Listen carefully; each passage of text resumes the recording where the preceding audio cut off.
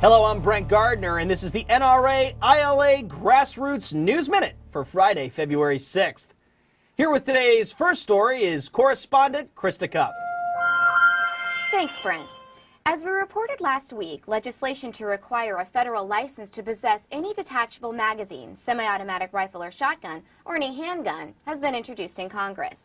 Similarly, broader bans to reimpose the federal assault weapon and large magazine ban have been consistently introduced in Congress since 2003 and will likely be reintroduced in Congress this year. Already, the deliberate deceptions we heard from anti-gunners previously are resurfacing.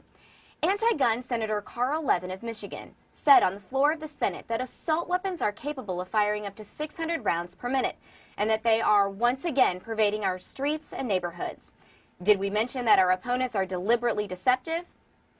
Many fully automatic firearms can fire 10 rounds in a second, which theoretically would work out to 600 rounds per minute, but they cannot be reloaded fast enough to achieve anything near that rate in reality. But we are not talking about fully automatic firearms. We're talking about semi-automatics. And pervading our streets, anti-gun lawmakers swore up and down that once the assault weapons ban expired, the murder rate would go through the roof. Well, the ban expired in 2004, and since then, the murder rate has gone down to 43-year low.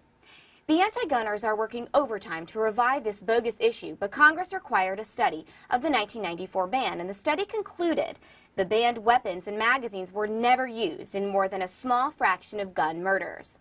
Violent crime was going down before the ban, and it has continued to go down after the ban. If this issue is looked at objectively as it should be, the ban should never have been imposed in the first place, let alone be imposed again or ever expanded.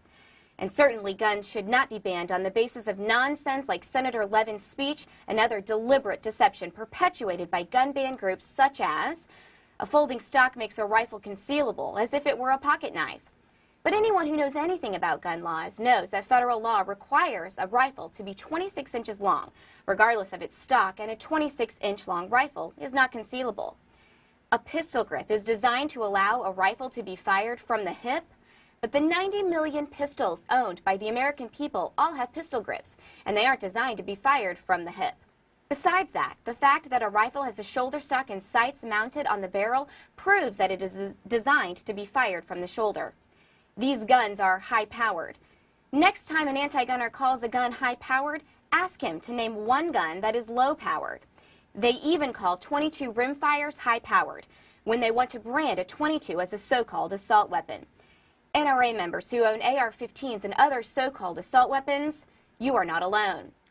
There are nearly 2 million AR-15s in our country, the same number of M1s and many more Mini-14s, semi-automatic shotguns, pump-action shotguns, and all the other guns the anti-gunners want to call assault weapons. When anti-gun lawmakers repeat gun ban groups' deliberate deceptions, we must tell the truth, not some of the time, but all of the time. But we cannot wait for them to act, and then only respond in defense. We must be out front and carry our message with confidence and the knowledge that we are doing so in a manner that respects our fellow citizens and their right to disagree, a way of doing business that is alien to our opponents, and that our arguments are based in logic and fact, not deceit. And now back to you, Brent. Thanks, Krista. U.S. Representatives Cliff Stearns of Florida and Rick Boucher of Virginia recently introduced H.R. 197, the National Right to Carry Reciprocity Act of 2009, a bill that would provide national recognition for valid state right-to-carry licensees. The bill would allow any person with a valid carry permit or license issued by a state to carry a concealed firearm in any other state if the permit holder meets certain criteria.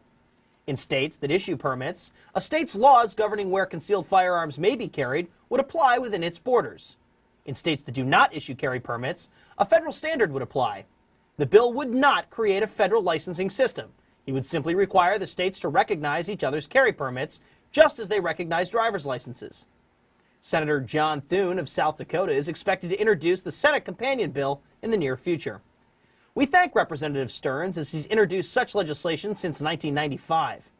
So please be sure to contact your U.S. representative at 202-225-3121 and urge him or her to co-sponsor and support H.R. 197. And for more information on this bill and up-to-date legislative alerts, please visit our website at www.nraila.org.